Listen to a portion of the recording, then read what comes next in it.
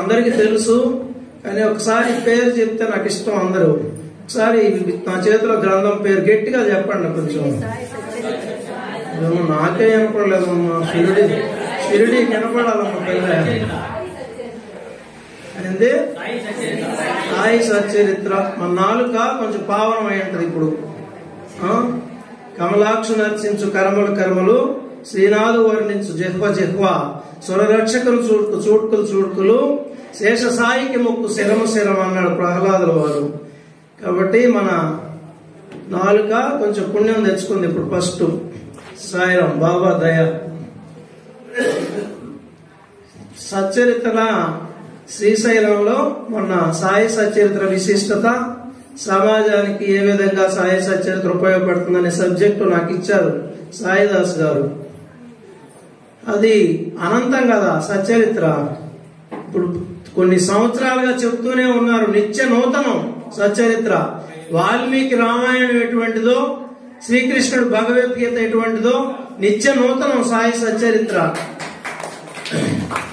కాబట్టి శ్రీశైలంలో ఆ సమయం ఇచ్చిన సమయంలో కొంత చెప్పడం జరిగింది.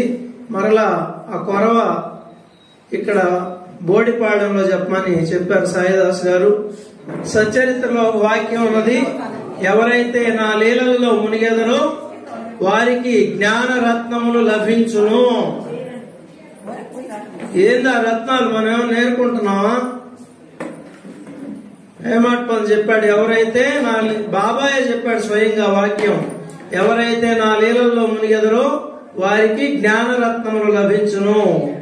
జ్ఞానం కావాలన్న వాళ్ళకి జ్ఞాన రత్నాలు లభిస్తాయి. మామూలు రత్నాలు కావాలో మేము మెళ్ళలో వేసుకుంటామంటే వాళ్ళకు కూడా ఇస్తాడు కావాలంటే. ఏది కావాలంటే అది సచ్చరిత్ర పారాయణ చేస్తే, ఆచరిస్తే జన్మధన్యం అవుతుంది. ఒక చిన్న విషయం సాయి, మనం ఎన్నో ఫంక్షన్లకు వెళుతుంటాం సాయి. పాత రోజుల్లో కొంచెం ఆధ్యాత్మికత ఉండే పెద్దలు భగవద్గీత కానుకగా ఇచ్చేవాళ్ళంట పెళ్లిళ్లలో, ఫంక్షన్స్ లో. ఈరోజు మనము పెళ్లిళ్ళకి వెళితే సాయి సచ్చరిత్ర ఇవ్వండి సాయి అందరికి. పెళ్లి కానుకగా, పెళ్లి కానుక అమూల్యమైన కానుక. వాళ్ళు కొన్ని కోట్ల కట్నాలు ఇస్తారు, అంతకంటే పెద్ద కట్నం ఈ సాయి సచ్చరిత్ర ఇస్తే. మేమైతే మందిరం తరపున ఈ పెళ్లికి పోయినా సాయి సచ్చరిత్ర ఇస్తున్నాం బాబా దయతో. పెచ్చి గమ్ముగా రావడం లే, మళ్ళీ పెళ్లి కొడుకు పెళ్లి కూతురు చెవులో ఊదు వస్తున్నాం. ఆ సచ్చరిత్ర కొంచెం చదవండి అయ్యా. మీ స్టేజీ మీద ఎవరేమనుకున్నా పర్వాలే, మనకి ఏదో చెవులో చెప్తున్నాడు ఈ మధుసాయి అని. పెళ్లి కానుక ఇవ్వండి. ఇంకొకటి ఏంటంటే సాయి సచ్చరిత్ర ద్వారా బాబా మాట్లాడుతున్నాడు, ఇది సత్యం సత్యం సత్యం. ద్వారకామాయిలో బాబాని ఎవరైనా ప్రశ్న అడిగితే దీక్షిత్ వాడాకి వెళ్ళి అక్కడ జరిగే పారాయణ గాని సత్సంగం గాని వినమనేవాడంట. అక్కడికి వెళ్ళగానే ఇక్కడ మసీదులో ఏమైతే అడిగారో దానికి సమాధానం వాడు చదివే వాక్యం సమాధానం అయ్యేదట. ఈ రోజు ఎన్ని అనుభవాలు ఉన్నాయి సాయి, రోజుల తరబడి చెప్పే ఇచ్చున్నాడు బాబా అనుభవాలు. ఎన్ని ఒకటా రెండా కళ్ళలు సచ్చరిత్ర తీస్తే దేనికైనా సమాధానమే. జ్యోతిష్కులు సాయి భక్తులకి అవసరం లేదు, సాయి సచ్చరిత్రే సమాధానం ఇస్తుంది మనకి.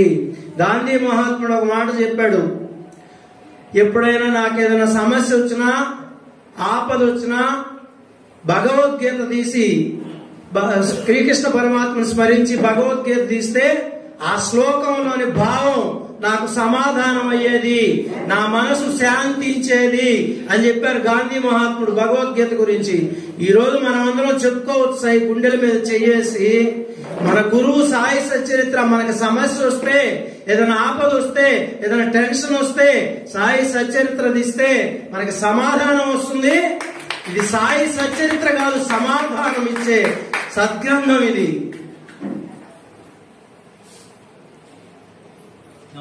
మనసు శాంతిస్తుంది. ఈ రోజు మనకి సమాధానం చిన్న చిన్న విషయాలు కూడా సాయి ఎన్నని చెప్తాం సాయి. ఎవరినైనా అనవసరంగా తిట్టామనుకో, ఆ నిందించే వాళ్ళంటే నాకు అసహ్యం అని వస్తుంది. కరెక్ట్ గా పేజీ చంప మలిచి బాబా కొట్టినట్టు ఉంటది.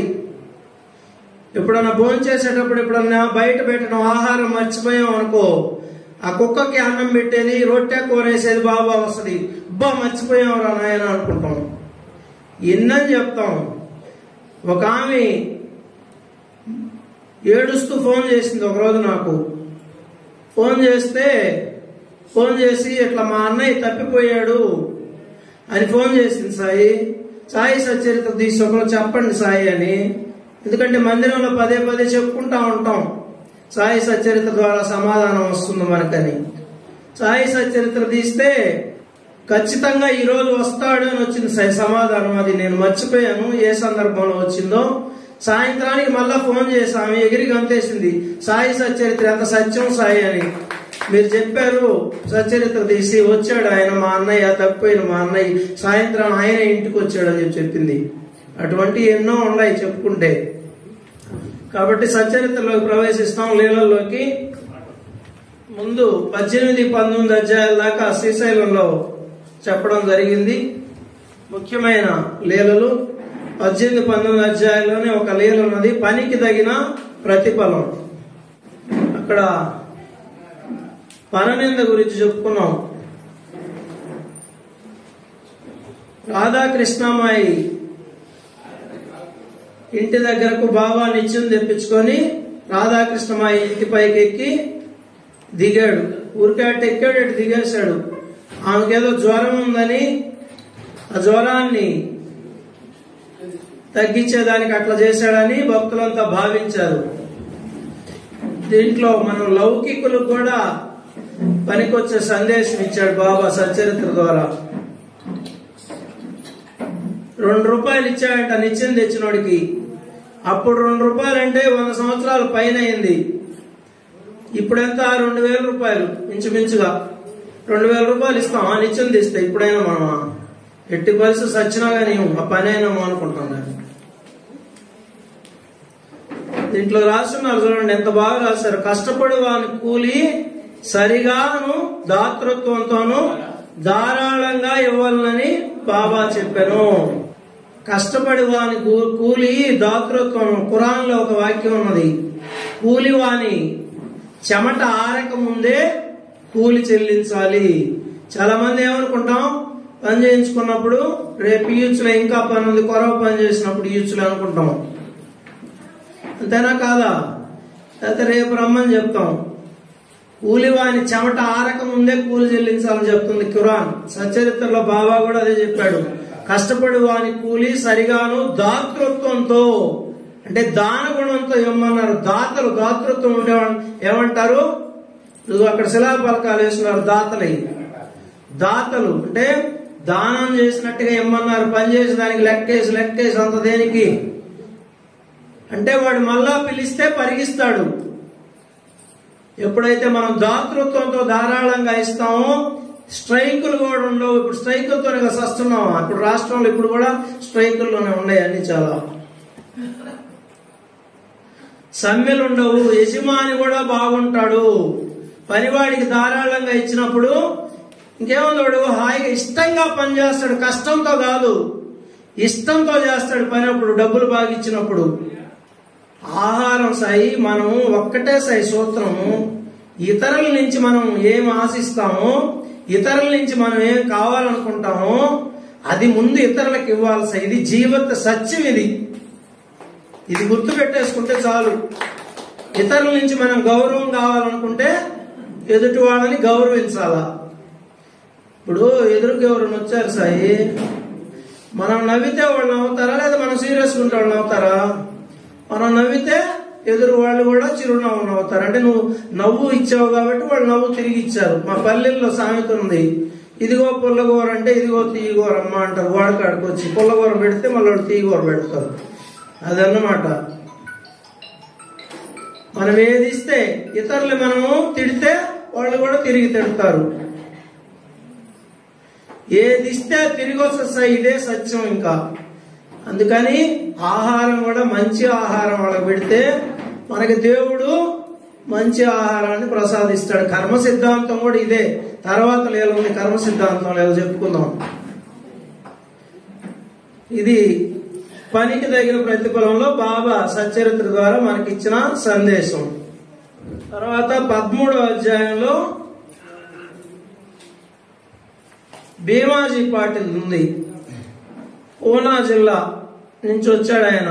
ఆయనకేంది క్షయవ్యాధి. టీబీ చేయి వ్యాధి అయితే ఆయన రక్తం కక్కుంటుండేవాడంట. నానాసాహెబ్ చందోర్కర్ సలహాపై ఎంతో మంది డాక్టర్లు అయిపోయారు. నానాసాహెబ్ చందోర్కర్ అడిగితే ఒక్క బాబాయే బాగు చేయగలడు నీ ఆరోగ్యాన్ని అనారోగ్యాన్ని అని షిరిడీకి వెళ్ళమని చెప్తాడు. షిరిడీకి వచ్చి బాబా పాదాల మీద పడిపోతాడు. పడితే ఏం చెప్పాడు ఆయన? చూడండి ఏం చెప్పాడు. ఈ జబ్బు వాని గత జన్మలోని పాపకర్మల ఫలితమని అతని విషయంలో తాను జోక్యం చేసుకోదలుచుకోవటం లేదని బాబా చెప్పాడు. ఎందుకు వచ్చింది జబ్బు? పూర్వ జన్మలో పాపాలు చేస్తే ఈ జన్మలో వ్యాధుల రూపంలో బాధిస్తాయని శాస్త్రాలు చెప్తున్నాయి మనకి. అదే చెప్పాడు బాబా, గత జన్మలో పాపకర్మల ఫలితం అది, నేను దీంట్లో ఎంటర్ కాను అని చెప్పాడు. ముందు తెలుసుకోవాలి కదా ఎందుకు జబ్బు వచ్చింది. తర్వాత మళ్ళా ఆయన కరిగిపోయి బాగు చేశాడు. ప్రతి 5 నిమిషాలకి రక్తం కక్కుంటున్న ఆ రోగి బాబా సముఖమున ఒక్కసారి కూడా రక్తం కక్కలేదు. స్వప్న దర్శనాల ద్వారా ఆ జబ్బును బాగు చేశాడు ఆయన. మనం ఇప్పుడు ఈరోజు ఎన్నో లక్షల గృహాల్లో సాయి సత్యవ్రతం చేసుకుంటూ ఉన్నాం. సాయి సత్యవ్రత బుక్ కూడా 9 కథలతో నవవేద భక్తులతో సాయిదాస్ గారు రాశారు. ఆ బుక్ నే మేము ప్రామాణికంగా తీసుకొని సచ్చరిత్ర మందిరంలో భక్తుల ఇళ్లలో కూడా చేసుకుంటా ఉంటాం మేము. ఆయన సత్యనారాయణ స్వామి వ్రతానికి బదులుగా బాబాకి కృతజ్ఞతగా సాయి సత్యవ్రతం చేసుకున్నాడు ఆయన ప్రతి నెల. ఇప్పుడు షిరిడీలో కూడా చేస్తున్నారు కదా ప్రతిరోజు సాయి సత్యవ్రతం. అది ఆ రోజు భీమాజీ పాటిల్ ద్వారా బాబా ప్రవేశపెట్టిన సాంప్రదాయం అది. తర్వాత నారి కురుపు పిళ్ళే 34వ అధ్యాయం ఆయనది కూడా కర్మ సిద్ధాంతం. ఆయనకి కూడా ఏం చెప్తాడు చెందాం మనం. అదే నారి కురుపుతో వచ్చాడు ఆయన. ఈ బాధ నేను పడలేకున్నాను, దీనికంటే చావు మేలు, గత జన్మలో చేసిన పాపమును పోగొట్టుకై నేను ఈ బాధను అనుభవించుతున్నాను. కావున బాబా వద్దకు పోయి ఈ బాధను 10 జన్మలకి పంచిపెట్టవలసిందని వేడుకుంటాను అని చెప్పాడు ఆయన. బాబా దగ్గరికి వచ్చాడు. బాబా మనసు కరిగిందంట. బాబా ఇలా అన్నాడు, నిర్భయంగా ఉండుము, అతడేలా 10 జన్మల వరకు బాధపడవలను, 10 రోజుల్లో గత జన్మ పాపమును హరింపజేయగలను. ఎవరన్నా చెప్పగలరు సాయి? 10 జన్మలేది 10 రోజుల్లో తీసేస్తా అన్నాడు సాయి. మన గురువు ఎంత శక్తివంతుడు సాయి, ఒక్కసారి ఆలోచించుకుంటే. 10 జన్మలకు పంచిపెట్టమని ఆయన అడిగితే 10 రోజుల్లో తీశాడు, బారేస్తా అన్నాడు. అందుకే కదా సద్గురువుల కూటమికే సామ్రాట్ మన సాయినాథ్ మహారాజ్ అని మెహర్ బాబా చెప్పారు. తర్వాత మళ్ళా చెప్తున్నాడు బాబా, ఇచ్చట నెమ్మదిగా పరుండి విశ్రాంతి తీసుకును, అసలైన విరుగుడేమనగా గత జన్మ పాపములు అనుభవించి విమోచనం పొందవలను. మన కష్ట సుఖములకు మన కర్మయే కారణం. ఇదంతా మనం తెలుసుకోవాలి సాయి. ఎంత జ్ఞానం ఉన్నా మాయలో పడిపోతుంటాం. ఏం చెప్పాడు ఇక్కడ? ఇది అండర్లైన్. ఇది మన కష్ట సుఖాలకు ఎవరు కారణం? ఎవరు? మా పక్కింటోళ్ళు, ఎదురింటోళ్ళు, ఆ అమ్మ, ఈ అమ్మ, ఆయన, ఈయన. ఇదేగా చెప్తాం మనం. మనకి ఏదైనా కష్టం వచ్చిన వాడి వల్ల వచ్చింది, వాడు ఇటు చేశాడు వచ్చింది. ఇదేగా చెప్పేది. సాయిబాబా దగ్గర రోజు పోతున్నాం, దున్నిలో టెంకాయ వేస్తున్నాం, ప్రదక్షిణ చేస్తున్నాం, బాబా మాకేం చేయలేదు. బాబా ఫోటో తీసేసేది, ఇంకో ఫోటో పెట్టేది. ఎక్కడ పోయినా లెక్కలు ఒకటేనమ్మా.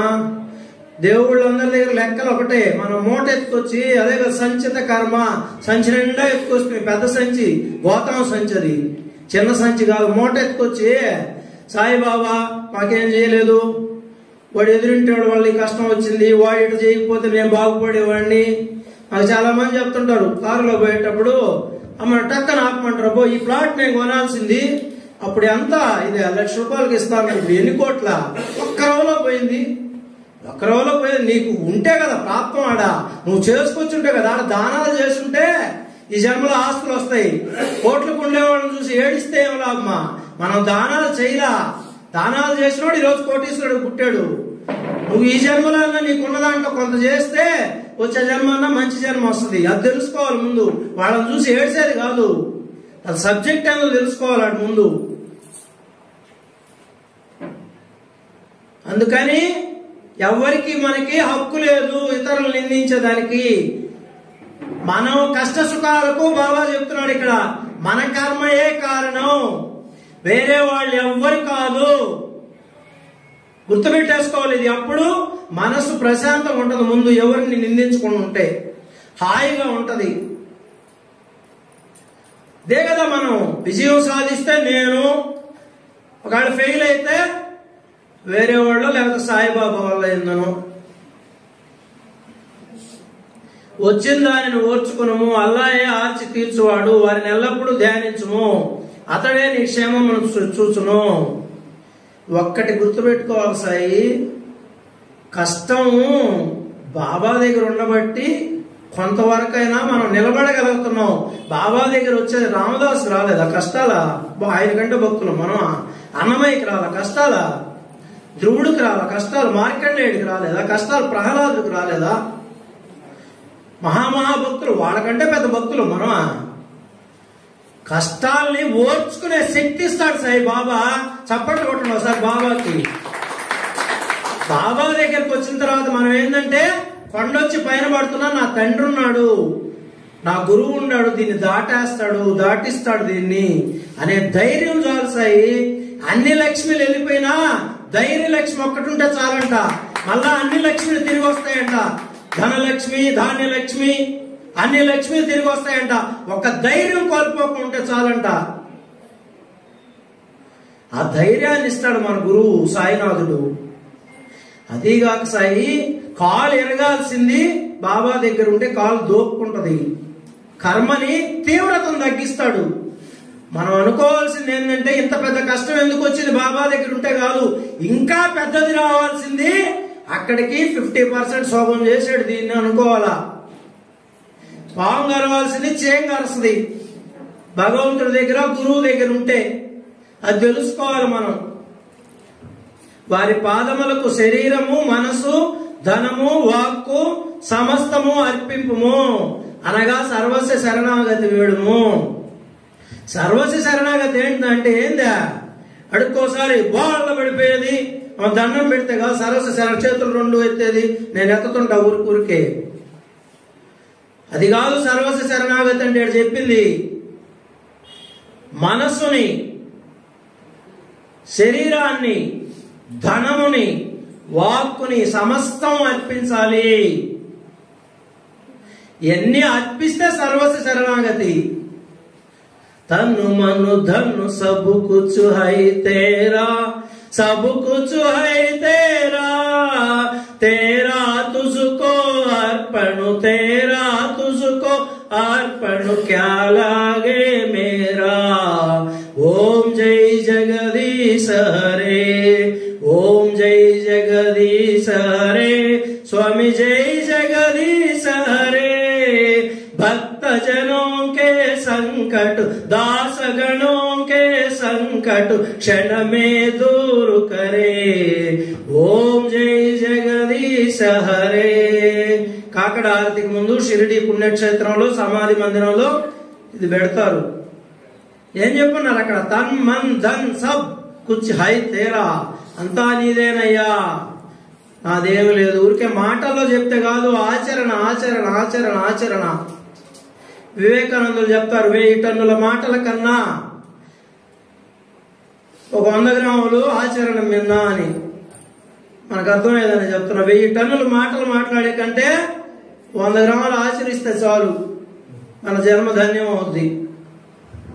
తర్వాత కాకి వచ్చి పొడస్తుంది, బాగు చేస్తుంది అని చెప్పాడు. కాకి వచ్చి అబ్దుల్ రూపంలో ఆ కాలు తొక్కడం, ఆ పురుగులన్నీ బయటికి రావడం, ఆ జబ్బు బాగా అయిపోయింది ఆయనకి. బాబా అనుకుంటే ఏముంది సాయి, ఏదో ఒక సంఘటన సృష్టించి, ఒక ఆయన చెప్పాడు, ఒక మహానుభావుడు, నిత్య జీవితంలో జరిగే ప్రతి సంఘటన సద్గురు లీలా ప్రబోధమే అని చెప్పాడు ఒక మహానుభావుడు. ప్రతి అడుగులో ఆయన సన్నిధిని అనుభవించవచ్చు సాయి. ఆయన ఉనికిని ఆస్వాదించవచ్చు సాయి, ఆస్వాదించాలి సాయి, ఆగ్రాణించాలా. అప్పుడు బాబా మన వెంటే ఉన్నట్టు అనుభవం అవుతూ ఉంటుంది. ఇంకేం కావాలి సాయి జన్మకే? పాము కప్పను చూస్తే చన్నబస బీరభద్రపు గుర్తు రావాలా? కుక్కను చూస్తే బాబా కుక్కకు రొట్టి కూర వేసిన గుర్తుకు రావాలా?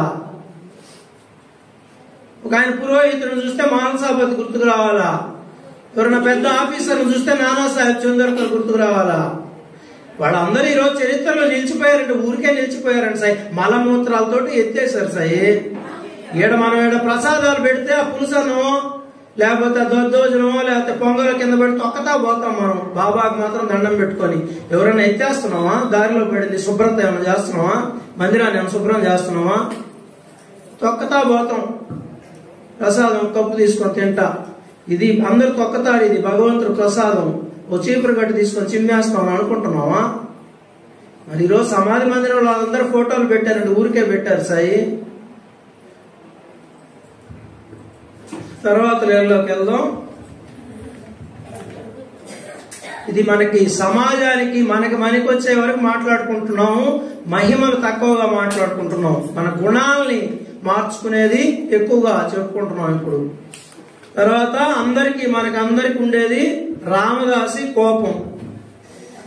రామదాసి కోపం సాయి 27వ అధ్యాయం. అరిషడ్ వర్గాల్లో రెండోది 27వ అధ్యాయం. రోజు రామదాసి నాలాగానే ఆయన కూడా పెద్ద పెద్ద బొట్లు పెట్టి ఉదయాన్నే స్నానం చేసి పట్టుబట్టలు ధరించి విభూతి పూసుకుని విష్ణు సహస్రనామం ఆధ్యాత్మ రామాయణం చదివేదంట. అనేక గ్రంథాలు పారాయణ చేశాడంట ఆయన. విష్ణు సహస్రనామం గ్రంథం బాబాకి శ్యామకి ఇయ్యాలనిపించింది.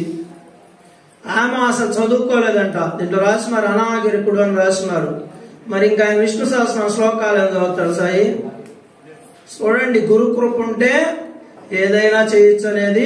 శ్యామ విష్ణు సహస్రనామంలో పాండిత్యం సంపాదించి ఎంతో మందికి బోధించాడంట విష్ణు సహస్రనామం. అది మన గురువు అంటే.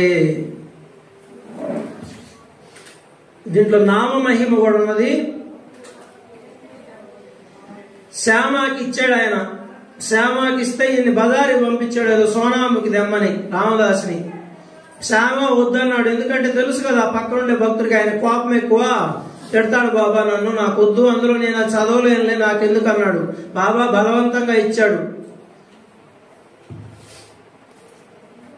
రామదాసి వచ్చిన తర్వాత ఆయన ఎవరో ఒక ఆయన భక్తుడు చెప్పేశాడు జరిగిందంతా. విష్ణు సహస్రనామ పుస్తకం శ్యామకి ఇచ్చేశాడు.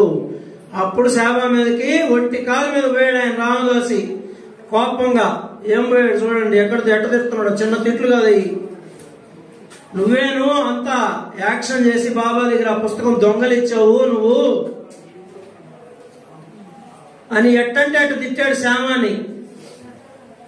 అప్పుడు రామదాసుకి బాబా చెప్తున్నాడు సచ్చరిత్ర ద్వారా. ఏం చెప్తున్నాడంటే అద్భుతమైన పదాలు. కోపం ఉండేవాళ్ళకి ఇది. ఓ రామదాసు, ఏమి సమాచారం, ఎందుకు చికాకు పడుతున్నావు? శ్యామ మనవాడు కాడా? అనవసరంగా వారి నెల తిట్టదు. ఎందుకు జగడం ఆడుతున్నావు? నెమ్మదిగా ప్రేమతో మాట్లాడలేవా? ఎందుకు ఊరికే తగ్గు పెట్టుకుంటున్నావు? నెమ్మదిగా మాట్లాడలేవా? ఇదిగో ఇదే మన అందరికి, మనం కూడా గ్రంథాలు బండ బుక్కులు చదువుతుంటాం బాగా. ఈ పవిత్రమైన గ్రంథమును నిత్యం పారాయణ చేస్తుంటేగాన ఇంకనూ నీ మనసు అపవిత్రముగాను అస్వాధీనముగాను ఉన్నట్లున్నది. నీ వెట్టి రామదాసివయ్యా. సద్గ్రంథాలు చదివితే చాలదు, అవి మననం చేసుకుని ఆచరించాలని ఒక వాక్యం ఉంది సచ్చరిత్రలో. ఇక్కడ కూడా అదే చెప్తున్నాడు. ఇంత కోపం ఉంది నీకు, మన శ్యామ మనుషులు వస్తారా? డబ్బులు బారేస్తే పుస్తకాలు వస్తాయి గాని మనుషులు వస్తారా? ఆలోచించు, నువ్వేం రామదాసువి అని అడుగుతున్నాడు బాబా. ఈ లీల ద్వారా మనందరినీ కూడా అడుగుతున్నాడు. కోపం ఉండే వాళ్ళందరినీ, ఇన్ని గ్రంథాలు చదువుతున్నాం, దేనికి రాని కోపం? ఈ అరిషట్ వర్గాలు సామాన్యమైనవి కాదు. అరిషడ్ వర్గాల గురించి ఒక కథ ఉంది, చెప్తాం మీకు. ఓ భార్యాభర్తలు ఉన్నారంట, చాలా మంచోళ్ళంట పాపం, గృహస్థులు. వేళకి ఎవరన్నా అతిథి వస్తే వాళ్ళకి అన్ని భోజనం షట్ర సోపేత భోజనం పెట్టి బాగా చూసేవాళ్ళంట. సరే, వాళ్ళు ఏదో పని మీద ఊరికి వెళ్ళారు, వాళ్ళ చుట్టాలింటికి, వాళ్ళ భర్త తరపున చుట్టాలంట. వచ్చి మా ఇంట్లో ఒక వారం రోజులు ఉండిపోకూడదా, చాలా రోజులు అయిందని పిలిచారంట. ఆయన వచ్చాడంట, ఆయన అతిథి వచ్చి వీళ్ళ ఇంట్లో, మా అతిథి వచ్చాడు కదా, వీళ్ళు ముందుగానే మంచోళ్ళు, బాగా షట్ర సోపేతమైన భోజనాలు పెట్టారు, 2-3 రోజులు వండి. సరే, వారం రోజులు పెట్టారు. ఈయన బాగా తినమరిగి ఇంకా ఎండ కూర్చున్నాడు. ఇంకా 1 రోజులు అయిందంట, పోవట్లేదంట. రోజు కష్టమే కదా, ఒక రోజు అయితే బాగా చూస్తారు, 2 రోజులు బాగా చూస్తారు, వారం రోజులు చుట్టం. 1 రోజులు అయిపోయిందంట, పోవడం లేదంట చుట్టం. 2 నెలలు అయిందంట, పోవడం లేదంట. తినేది, నిద్రపోయేది, గదే ఆయన పని. హాయిగా పెడుతున్నారు కదా భోజనం, ఉదయం టిఫిన్, రాత్రి మళ్ళీ పాలు, పడుకోబోయేటప్పుడు బూస్ట్, హాయిగా ఉంది వాడి పని. పోవడం లేదంట. అప్పుడు మాట్లాడుకున్నారంట భార్యాభర్తలు ఇద్దరు పక్కకు పోయి,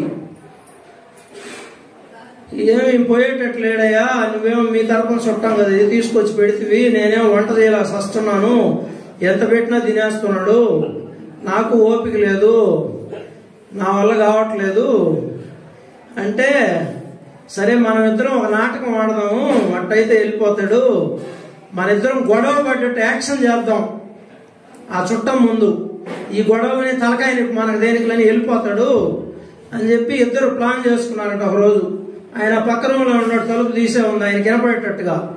మన భార్య భర్తని నోటికి వచ్చినట్టు తిట్టిందంట, అట్టాటోడా ఇట్టాటోడా, సస్తున్నాను నీతో ఈ పని చేయలేక, నేను నీతో సాగు అయిపోయింది, నీ పని చేసి పెట్టేదా, వచ్చినోడు మీ చుట్టం పని చేసి పెట్టేదా, సాగు అయిపోయింది నాకు, నా వల్ల కాదు, చేయలేని వంట రేపటి నుంచి నువ్వే చేసుకొని, హోట్ అంట ఫట్ అని చెంప మళ్ళించి భర్త భార్యని హోట్ అంట కొడితే ఓ అని ఆడస్తా, నన్ను కొడతా ఉంటారా, అట్టాటోడా ఇట్టాటోడా, మనందరికి అలవాటే కదా చిన్న చిన్న ఉంటున్నా.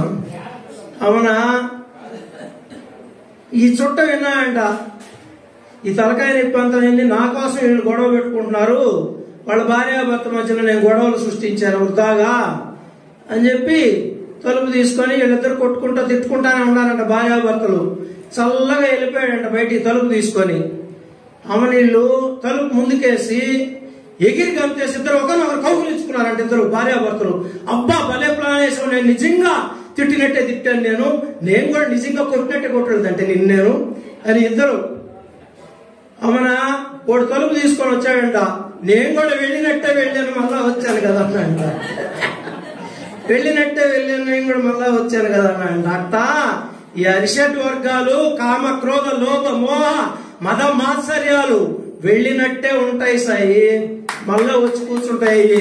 అంతా నాటకం అయి కూడా మనం కూడా అన్ని జయించేసాం అనుకుంటాం, అంతా భ్రమ. సీన్ లో నిలబడాలంటారు సినిమాల్లో, సీన్ లో నిలబడాలా. ఒక యోగి ఉన్నాయంటే అరణ్యాల్లో, అసలు అన్ని జయించేసాను, ఆడు ఎవరు ఉంటారు చుట్టూ జనం ఉండరు కదా, అన్ని జయించేసాను. ఆయన 24 గంటలు ధ్యానమే, 24 గంటలు దేవుళ్ళని ఉండేవాడంట. ఆ యోగిని ఎక్కడ తిరణాలు జరుగుతుంటే తీసుకొచ్చారంట. తీసుకొస్తే ఆ జనం తొక్కిళ్ళలో తాకిళ్ళలో వాడు ఎవరో ఒక భక్తుడు కాలు తొక్కాడంట. వారు ఆ కాలు తొక్కుతా ఉంటారు, ఎదవా ఏమనుకున్నారో నేనంటే అసలు ఎంత యోగిని నేను. అప్పుడు బయటపడింది ఆయన అరిషడ్ వర్గాలు పాపం. అప్పుడు దాకా ఆయన పెద్ద యోగి అడవిలో కూర్చుంటే. అందుకే జనావళి మధ్యలో ఉండి సాధన చేయాలా, అరణ్యాల్లో ఉండి ధ్యానం చేస్తే పెద్ద గొప్పేం కాదు. సమాజంలో ఉండి అన్ని ఎదుర్కొంటూ, అదే మన గురువు గొప్పతనం సాయి. మనకు అనుభవాల ద్వారా ఈరోజు సాత్తున్నాడు అనే వాళ్ళని. ఇదిగో 10 పైసలు నానాది, రూపాయి బిడ్డలు 2 రూపాయల బిడ్డలు సాధేదంతా, ఇది నానాది, ఇది దీక్షిద్ది. మన సంస్కారాలను అరగదీసి మనల్ని పవిత్రం చేసి మనల్ని లోక కళ్యాణానికి ఉపయోగించుకుంటాడు సాయి మన గురువు. మనకు కావాల్సింది ఆయన మీద నమ్మకం, శరణాగతి, సర్వస్వ శరణాగతి. తర్వాత చెప్పాడు,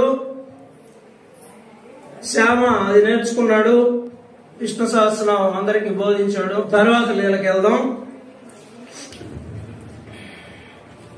తర్వాత చెప్పున్నారు కదా, తన కోపమే ఏం చెప్పారా, పెద్ద ఆయన చెప్తున్నాడు, పెద్ద ఆయన కన్నా కొట్టండి చప్పట్లు పని. తన కోపమే తన శత్రువు, తన శాంతమే తనకు రక్ష. కోపం వల్ల మన ఘనత కొంచెమైపోవునని బైబిల్లో ఒక వాక్యం ఉంది సాయి. ఇంకొకటి చెప్పమంటారు సాయి, అసలు రహస్యం భగవద్గీతలో చెప్పింది. కోప్పడి అందరిని తిట్టే కంటే సాయి క్షమించేస్తే హాయిగా ఉంటుంది మనకి. ఎవరైనా మనతో గొడవ పెట్టుకున్నారనుకో సాయి, ఏదైనా పెళ్లిళ్ళలో వాడు చూస్తే కొరకొర ఉంటుంటుంది మనకి, దూరంగా వెళ్తాం. మనం క్షమించేసి హక్ చేసుకున్నాం అనుకో, హాయిగా వాడి ముందు హాయిగా మాట్లాడుకుంటాం. ఇతరులు తప్పు చేస్తే క్షమించాలి, మనం తప్పు చేస్తే ఇతరుల్ని క్షమించమని అడగాలి. అది నేర్చుకోవాలి మనం. భగవద్గీత అది చెప్పింది, సచ్చరిత్ర కూడా అదే చెప్తుంది. హాయిగా ఉంటుంది అప్పుడు, మనసు రిలాక్స్డ్. శత్రువునైనా క్షమించేస్తే. లక్ష్మీబాయి షిండే, ఇది కూడా మన గృహస్థులకి అద్భుతమైన లీల సాయి. ఇది ఇంకా టైం ఉండదు నాకు, ఇదే లాస్ట్. లక్ష్మీబాయి షిండే రొట్టె కూర, సర్వజీవవ్యాపి పురుగులు చీమలు. లక్ష్మీబాయి షిండే ఒకరోజు ద్వారకామాయికి వచ్చింది. వస్తే, బాబా నాకు చాలా ఆకలి అవుతుంది, లక్ష్మి రొట్టె కూర తీసుకురా అని చెప్పాడు. ఆమె పోయి బాబా అడిగాడు నన్నని ప్రేమగా రొట్టె కూర తీసుకొని బాబా ముందు పెట్టింది పళ్ళెం. ఆయన తీసి ఏం చేశాడు, కుక్కకు వేశాడు. అది కుక్క తినేసింది.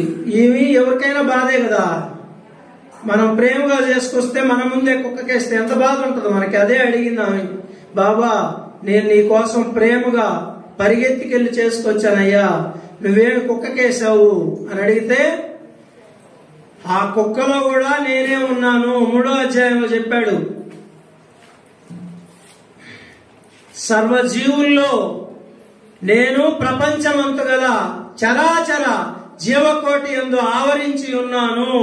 పురుగులు చీమలు తదితర దృశ్యమాన చరాచర జీవకోటి అంతయు నా శరీరమే, నా రూపమే అన్నాడు బాబా. చీమల్లో కూడా అదే కదా, నానాసాహెబ్ చందోర్కర్ ఆహారం తెస్తే చీమలు చుట్టుకుంటే చీమల రూపంలో నేను ఆరగించానని చెప్పాడు నానాసాహెబ్ చందోర్కర్కి. అది ఎట్లా అంటే, నాకు నిరూపణ ఎట్లా అంటే ఏదో భంగిమ చేసి చూపించాడంట. అది బాబాకి నానాసాహెబ్కే తెలుసు. అప్పుడు అర్థమైందంట చీమల రూపంలో బాబా ఉన్నాడని. మాస్టర్ గారు కూడా సాయి లీలామృతంలో రాశారు, భరద్వాజ మాస్టర్ గారు, అన్నం తినే ముందు కొంచెం బయట విడిచిరా, అలా చేస్తే లక్షలాది మంది అతిథులను సత్కరించినట్లే అని చెప్పాడు. మనకి సులభమైంది సాయి ఇది. మిగతా ఎన్ని మన కష్టమేమో కానీ, కోపం బాగుంటుకోవడం, అరిషడ్ వర్గాలు బాగుంటుకోవడం కొంత కష్టం, సాధన కావాలి దానికి. ఇది చాలా సులభమైందమ్మా. అందరూ మహిళా తల్లులే బాబా భక్తులు ఎక్కువ ఉండేది. మీకు మంచి అవకాశం ఇది. ఏది తింటున్నా బాబాకి అంత పెట్టి. చాలా మంది ఏం చేస్తారంటే, ఆహారం నైవేద్యం పెడతారు, బాబాకి పెట్టేశారు కదా, విగ్రహం కాడో పటం కాడో పెడతారు, ఫుల్ గా ఇళ్ళే తింటారు నా ప్లేట్ తీసుకొని. ఎందుకంటే బాబాకి పెట్టేశాం కదా నైవేద్యం. తిన్నాడు ఆయన, అన్నా చూపులు ఆయనవి, మేపులు మనవి, ప్రసాదం ఆయనకి పెట్టేది, మనమే తినేది. అసలు మొత్తం కొంతమంది చెప్తుంటారు మొత్తం ఆయన తినే పని తయారు, అసలు అంతా కొంచెం కొంచెంగానే పోతేసేవాళ్ళని. ఏం చేయాలి, బాబా విగ్రహానికి నైవేద్యం పెట్టింది బయట పెట్టాలా. ఎంత పెట్టాలా, 3/4 భాగం అన్నా పెట్టాలా. ఈ అపార్ట్మెంట్ల సంస్కృతి వచ్చింది. చాలా మందికి చెప్తుంటాం నైవేద్య నియమం పాటించండి అమ్మా. ఇది యజ్ఞం సాయి, భూత యజ్ఞం. దేవాలయాల్లో భూత బలిని ధ్వజస్తంభం దగ్గర చుట్టూ వేస్తారు, ప్రాకారం చుట్టూ. భూత బలి అనాదిగా ఉన్నది, మన పెద్దవాళ్ళు ఆచరించారు సాయి. ఇప్పుడు మనం మర్చిపోయాం. బాబా గుర్తు చేశాడు, ఈ సచ్చరిత్ర గుర్తు చేస్తుంది మనకి. నైవేద్యం పెట్టండి రా, అంతా మీరే తినబాకండి రా, నోరు లేని జీవులకు అంత పెట్టి తినండి రా. అపార్ట్మెంట్ లో ఉండేవాళ్ళు చెప్తుంటారు, గోడ మీద పెడితే ఆయన మేనేజ్మెంట్ చేసి ఆయన అరుస్తాడు, గోడలు ఖరాబ్ అయిపోతాయని. ఖరాబ్ అయితే పెయింట్ వేయిస్తామని చెప్పండి. ఎటువంటి యజ్ఞం ఇది, భూత యజ్ఞం సాయి. మనుషుల్ని పిలిచి పెట్టేది అతిథులకు అతిథి యజ్ఞం కిందకు వస్తుంది. ఉన్నాయి కదా యజ్ఞాలు కూడా మన దాంట్లో, పంచసోనాల కింద అధ్యాయం ఉంది కదా. ఇది భూత యజ్ఞం. బిల్డింగ్ కోట్లు పెట్టి కడతారు, ఒక తొట్టి కట్టండి. బిల్డింగ్ కడితే పుణ్యం రాదు మనకి. ఎవరు తీసుకుంటారమ్మా అదే బిల్డింగ్ కడితే మన తర్వాత. మన పిల్లలు వాళ్ళు తీసుకుంటారు, అనుభవించేదానికి సిద్ధంగా ఉంటారు. వాళ్ళు వీడు ఎప్పుడెప్పుడు పోతాడని ఎదురు చూస్తుంటారు. బిల్డింగ్ కట్టిన తర్వాత, వృద్ధాప్యం వచ్చిన తర్వాత. మరి ఒక తొట్టి కడితే అది నీళ్లు పోసారనుకోండి, నోరు లేని జీవులు ఆ నీళ్లు తాగాయి అనుకో, దారిన పోతా ఆకులో, కుక్కలో, లేకపోతే ఆవులో, గేదెలో ఆ నీళ్లు తాగితే నీకు ఎంత పుణ్యం వస్తుంది. వచ్చే జన్మ మంచి జన్మ వస్తుంది మనకి. నోరు లేని జీవులకి అంత పెట్టమన్నారు. మనమైతే అడిగి తినగలం, అవి ఏం అడగతాయి మనల్ని? ఇది పెద్ద యజ్ఞం. బాబా చెప్పిన పెద్ద సచ్చరిత్ర ద్వారా మనకిచ్చిన పెద్ద సందేశం ఇది.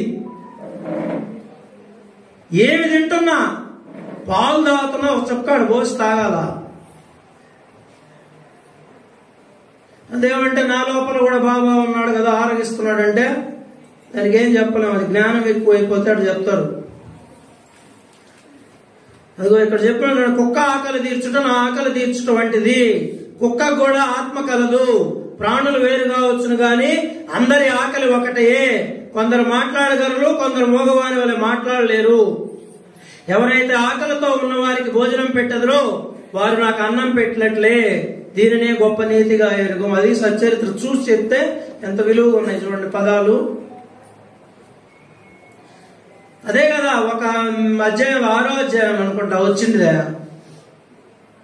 దాహం గల వారికి నీరిచ్చినచో, ఆకలైన వారికి అన్నం పెట్టినచో, బట్టలు లేని వారికి బట్టలు ఇచ్చినచో, నీ ఇంటి వసారా ఇతరులు విశ్రాంతి తీసుకొని ఉపయోగించినచో భగవంతుడు నిశ్చయముగా, ఎట్లా చెప్పారు? అది ప్రూఫ్ బల్ల గుద్ది చెప్పారు. నిశ్చయంగా ప్రీతి చెందును. భగవంతుడు సంతోషపడతాడంట, ఆనందపడతాడంట. ఇవి కానీ మనం చేస్తే సులభమైన పనులు ఇవన్నీ. తర్వాత లేదా దీక్షిత్ గారు, సుబ్రహ్మణ్య రెడ్డి గారికి చాలా ఇష్టమైన భక్తుడు. బాబా మెడలోని తాయెత్తు అనే గ్రంథమే రాసేశారు దీక్షిత్ మీద. మేక నరకడం సర్వస్వ శరణాగతి 23వ అధ్యాయం. బాబా ఒక మేక చచ్చిపోయేదానికి సిద్ధంగా ఉన్నదంట. టెస్ట్ పెట్టాడు బాబా. మన వాళ్ళు ఎంత మాత్రం ఉండారా? రోజు వచ్చి బాబా నువ్వే చెప్తే నాకు అది వేదం అని చెప్తుంటాం కదా మనం కూడా. అసలు బాబా లేకపోతే మేము లేమయ్యా, బాబా వాక్యే మాకు వేదవాక్యం అని చెప్తాం. అంతా యాక్టింగ్, సీన్ లో నిలబడం. మళ్ళా ఇక్కడ దీక్షిత్ ఎడు చేశాడు చూడండి. ముందు శ్యామకి చెప్పాడంట నరకమని. శ్యామ ఏది బాబాకి పిఏ, ఆయన పర్సనల్ చెప్పాలంటే.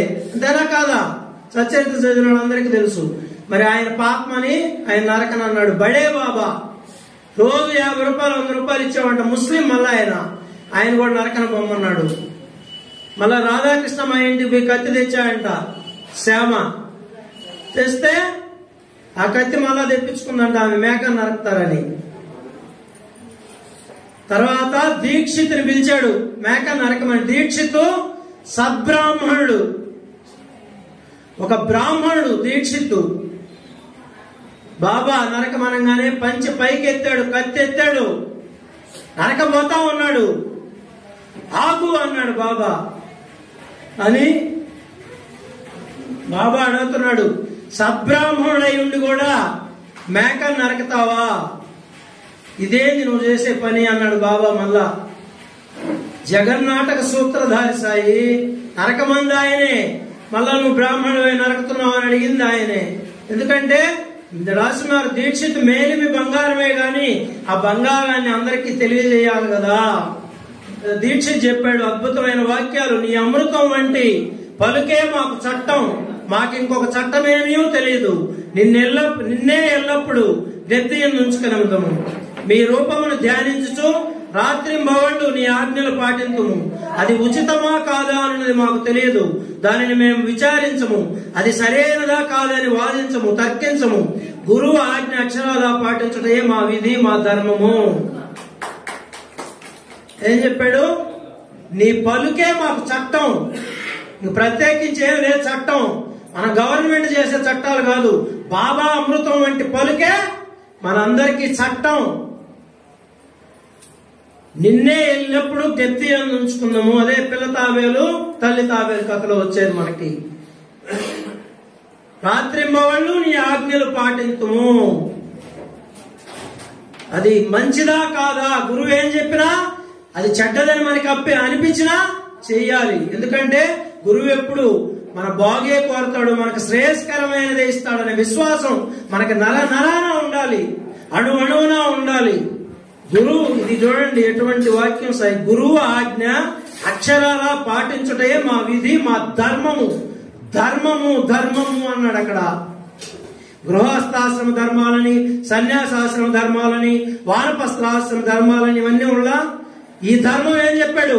గురువు ఆజ్ఞ అక్షరాలా పాటించడమే మన ధర్మము అంటున్నాడు దీక్షిత్. ఇది మనందరికీ తెలియాలి. గురువు ఆజ్ఞలన్నీ దేంట్లో ఉన్నాయి సాయి? ఈ సాయి సచ్చరిత్రలో ఉన్నాయి సాయి. మన గురువు చెప్పిన అన్ని బోధలు, లీలలు ఈ సమాజానికి ఎంత ఉంది సాయి సచ్చరిత్ర వల్ల. ఇప్పుడు చెప్పుకున్నవన్నీ ఏంది?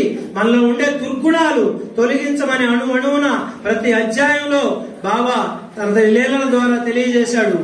సచ్చరిత్ర సాయి ఒక మాట శ్రద్ధగా వినండి, ఆపేస్తాను నేను. ఈ సాయి సచ్చరిత్ర మన జీవితానికి తోడు నీడగా చేసుకుందాం సాయి. మన నిజమైన తోడు సాయి సచ్చరిత్ర మనకు తోడుంటే ఆనందం మన వెంటే. సాయి సచ్చరిత్ర మనకు తోడుంటే చెప్పండి ఒక రవ్వ. సాయి సచ్చరిత్ర మనకు తోడుంటే ఆనందం మన వెంటే, ధైర్యం మన వెంటే. ఒక్కటే సాయి, సచ్చరిత్రకి నియమాలు లేవు. నాన్ వెజ్ తింటే చదవకూడదు. మనసు ప్రధానం సాయి. మనసును ఉతకాల్సింది, శరీరాన్ని కాదు. ఉతికి టాయిలెట్ చేసుకుంటే కాదు, మనసుకు చేయాలి టాయిలెట్. మనసుకు పట్టే మురికి ఉతకాల. ఆ మురికి పోవాలంటే సచ్చరిత్ర పారాయణ చేయాలి, సచ్చరిత్రను ఆచరించాలి. ఈ సచ్చరిత్రకి నియమాలు లేవు. ప్రతిరోజు స్నానం చేసినా చేయకపోయినా చదవచ్చు సాయి. మేము చదువుతున్నాం. రాత్రులు కూడా మా తల పక్కనే పెట్టుకొని నిద్రపోతున్నాం మేము, మా దిండు పక్కనే. చనిపోయేటప్పుడు కూడా సాయి నేను ఒక మాట చెప్తున్నా, ఈ రోజు మన తల పక్కనే సాయి సచ్చరిత్ర ఉండాలి సాయి. సచ్చరిత్రను చూస్తూనే చచ్చిపోవాలి, మనం చనిపోవాలా. అప్పుడు మనకి ఉత్తమ జన్మను ప్రసాదిస్తాడు సాయి నాథుడు. సాయి పాదాలను చెందే పుడతాం మనం. సాయిబాబా భక్తులుగానే పుడతాం, సాయి సచ్చరిత్రతోనే పుడతాం. ఏం కావాలి జన్మకి? ఒక్కసారి అందరూ సచ్చరిత్ర శిరస్సు మీద పెట్టుకుని భావం చేసుకొని అందరూ పాట అందరూ పలకండి. సాయి సచ్చరితమా, సాయి సచ్చరితమా, సాయినాథ ప్రతిరూపమా, సాయినాథ ప్రతిరూపమా. తల్లి నీకు వందనాలమ్మా, తల్లి నీకు వందనాలమ్మా, అమ్మ నీకు వందనాలమ్మా. సాయి సచ్చరితమా, సాయినాథ ప్రతిరూపమా, తల్లి నీకు వందనాలమ్మా, అమ్మ నీకు వందనాలమ్మా. కమ్మని ప్రేమే నీదమ్మా. శ్రీ సాయి సచ్చరిత్రకు గట్టిగా చెప్పండి. సాయి సచ్చరిత్రకు, సాయి సచ్చరిత్రకు.